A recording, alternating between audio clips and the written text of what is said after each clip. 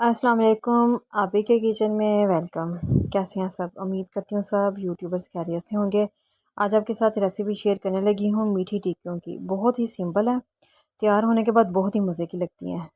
हर चीज़ आसानी से अवेलेबल हो जाती है। इंशाल्लाह ताला आपको ये मेरी रेसिपी ज़रूर पसंद आएगी और ट्राई भी इसको लाजमी करिए।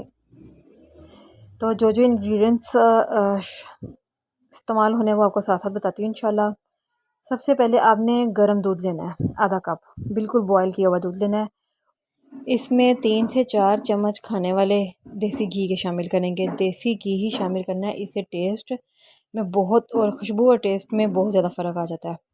1 कप हमने चीनी का शामिल करना है। अब इन सारी चीज़ों को अच्छे से मिक्स कर लेना है कि चीनी हमारी बिल्कुल मेल्ट हो जाए दूध में। अब इस मिक्सचर को हमने साइड पे रख के अलग बर्तन में हमने लेना है सूजी। आधा कप सूजी हमारे पास और 2 कप हमने लेना है मैदे का। मैदे और सूजी को मिक्स कर लेंगे और इन चीज़ों में हमने 1 कप डाल देना है तिल, सफ़ेद तिल। 1 कप उनका शामिल कर देंगे। 1 कप लें या आधा कप लें, ये आप पे डिपेंड है। मतलब 1 कप अगर लेंगे तो ज़्यादा टेस्ट अच्छा आएगा। अब जो हमने दूध का मिक्सचर बना के रखा हुआ था, इससे मैदे और सूजी की डो तैयार कर लेंगे। दूध के मिक्सचर से इसको गूंदना है।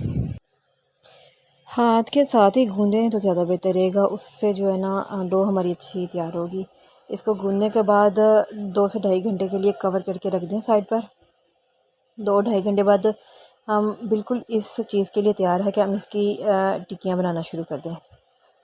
अब इस डो के आपने रोटी के साइज़ के पेड़े बना लें और रोटी आपने बनानी है ना ही मोटी हो ना ही ज़्यादा बारीक हो, नॉर्मल, ताकि अगर बारीक आप करेंगे तो ये जो हमारी टिक्कियाँ ना वो ज़रा क्रंची टाइप क्रिस्पी सी बन जाएंगी, तो वो नरम नरम होनी चाहिए, वो ज़्यादा बेहतर है। रोटी बनाने के बाद आप इनको कटिंग मोल्ड के साथ डिफरेंट शेप में इनको कट कर लें।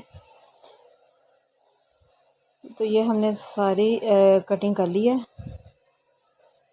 अब इनको फ्राई करना शुरू करेंगे।